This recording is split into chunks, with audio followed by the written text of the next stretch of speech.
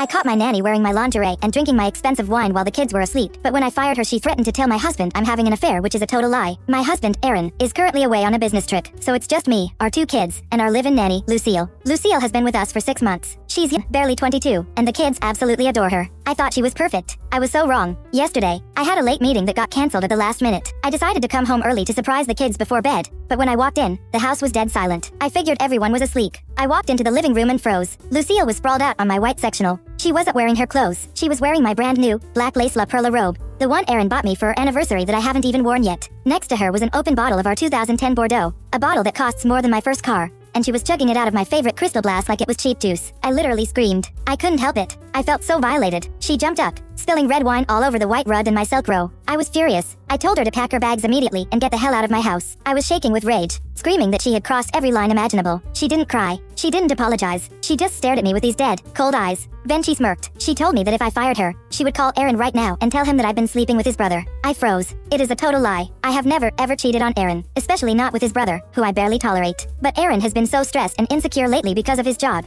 and his relationship with his brother has always been competitive and toxic. Lucille knows this. She's listened to our private conversations. She said she'd planted evidence and that Aaron would believe her because he's already paranoid. I felt the blood drain from my face. I told her she was insane, but she just walked past me to her room, still wearing my lingerie, and said I had until morning to decide if I wanted to blow up my life. Update. The next day, I couldn't let a 22-year-old sociopath control my life. I knew I had to act fast, but I was terrified. After locking myself in my bedroom, I took photos of the wine stain on the rug and the empty bottle on the table. I tried to get the nerve to call Aaron, but my heart was pounding out of my chest. While I was pacing, I heard Lucille in the kitchen making tea like nothing happened. The audacity was suffocating. I realized she was wearing one of my oversized hoodies. She was literally dismantling my life and wearing it like a trophy. I decided to call Aaron. I FaceTimed him so he could see my face, see that I was genuine. He answered, looking exhausted in his hotel room. I started crying immediately. I told him everything. I told him about coming home early, the lingerie, the wine, and the threat. I told him she was trying to destroy us because she got caught. Aaron was silent for a long time. My anxiety spiked. I thought he didn't believe me. Finally, he rubbed his temples and asked to speak to her. I told him she was downstairs. He told me to go down there and put the phone in front of her face. I walked downstairs. Lucille was sitting at the island, scrolling on her phone. When she saw me holding the phone up, she smiled that creepy, smug smile. I told her Aaron wanted to talk to her. She looked delighted, probably thinking she could spin her web of lies right then and there.